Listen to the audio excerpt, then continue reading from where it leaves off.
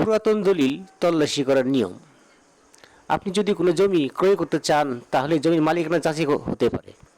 এই জন্য যার জমি ক্রয় করতে চান তার পুরাতন দলিল তল্লাশি করে দেখা উচিত। বাংলাদেশের সরকারি ভূমি মন্ত্রণালয় এখনও অনলাইন সিস্টেম এই সাইটটি উন্নতি করতে পারেনি, তাই বাংলাদেশে কোনো দলিলের তথ্য এইভাবে জানা সম্ভব নয়, কিন্তু ম্যানুয়ালি পদ্ধতিতে দলিল তল্লাশি করা যায়। এই ক্ষেত্রে দুটি অবস্থা হতে পারে।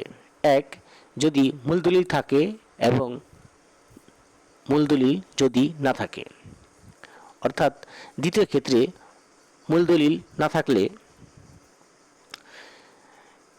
তল্লাশি অপরিহার্য, কেননা সূচিপত্র তল্লাশি করে আপনাকে নিশ্চিত হতে হবে যে কাঙ্ক্ষিত দলিলটি আপনার প্রয়োজন।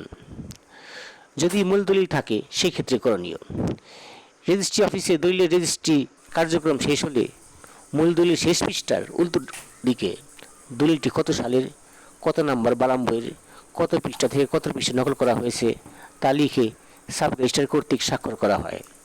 দলিলে এই তথ্য দিয়ে রেজিস্ট্রি অফিস থেকে সহজেই নকল উঠানো যায়। এক্ষেত্রে তল্লাশির প্রয়োজন হয় না। যদি মূল দলিল না থাকে সেই ক্ষেত্রে করণীয়, একটি দলিল রেজিস্ট্রি অফিসে সম্পাদন হওয়ার পর গুরুত্বপূর্ণ কিছু তথ্য দিয়ে সূচি বই বা ইন্ডেক্স বই তৈরি করা হয়। একটি সূচি বই বা ইন্ডেক্স বই তৈরি করার পর দলিলে উল্লিখিত জমির দাতা গ্রহীতার নাম, অন্য পক্ষের নাম দিয়ে একটি সূচি বই তৈরি করা হয় এবং আরেকটি সূচি বই তৈরি করা হয় মৌজার নাম দিয়ে।